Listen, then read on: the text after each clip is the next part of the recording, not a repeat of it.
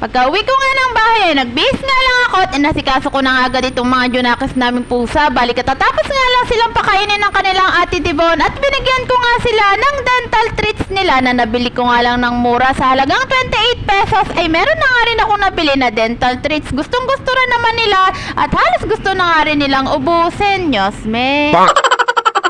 Una ko nga binigyan dyan yung isang chonggo na si Lily, pagkatapos si Ginny, si Kitty, si Cinderella at ito nga si Blackie. Hey! Inamoy-amoy nga muna ni Blackie bago niya nga kainin at ito namang si Kitty, nagustuhan niya talaga itong dental treats na to kaya binigyan ko nga ulit at nakita ko naman itong si Lalo na kumakain nga ulit dito sa mga tira nilang pagkain kaya binigyan ko na nga rin ng dental treats. Kinabukasan naman habang naglilinis nga ako dito sa loob ng bahay, ito namang si Cinderella ay nagpapanggulo talaga sa akin. Mantakin mo nahiga pa talaga dito sa walis tambo at tuwang-tuwa naman ako dito sa dalawang itong si Snow White saka si Kitty. Napakasarap nga ng higa nila dyan sa lamesa. Nakakala mo naman sila na yung handa at kakainin dyan sa lamesa. Nyosme.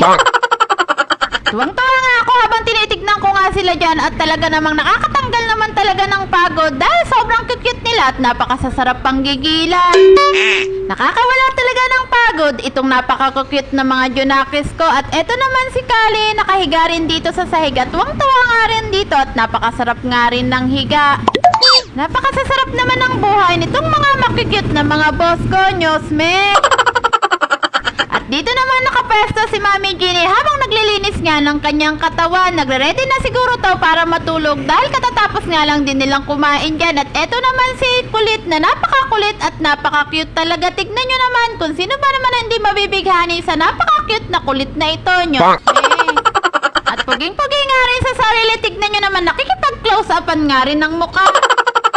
At dahil naglilinis na nga rin ako ng loob ng bahay, kaya ikinulong ko na nga rin itong mga kinukulong namin kapag wala ngang tao dito sa amin. Pero kapag dumarating nga yung dalawang bagets ko, ay pinapalabas na nga rin sila dyan para nga pakainin at para nga makapaglaro sila dyan sa labas. Hey! Nung isang gabi naman, inutusan ko nga yung bunso ko na bumili sa tindahan at kinuha na nga niya yung pitaka ko dito sa bag ko at nakita nga nito ni Negray at ito talaga si Negray kapag nakakita nga at nakakarinig ng barya ay gustong gusto nga rin kuhanin. Akala mo nun marunong bumili. Tuwang-tuwa nga ako dyan at sabi ko nga puro barya na nga lang yung laman ng pitaka ko ay gustong gusto pa nga rin kuhanin. Ayaw nga niyang tigilan dahil may nakita nga siyang buong 20 doon kaya siguro hindi siya naniniwala sa akin at gustong gusto talagang kunin yung 20 pesos para siguro makabili ng chicken. Ito talaga si Negray, napakapihikan kasi nito sa pagkain at ayaw nga nito ng mga nilagang isda. Gusto nga nito yung mga pritong isda o kaya pritong manok. Kaya siguro gustong kumuha ng pera at gustong gusto nga rin kumuha at bumili nga ng chicken. Wala ka na nga rin talagang tulak kabigin dito kay Negra. Pati nga pera ay alam na nga rin, Nyosme.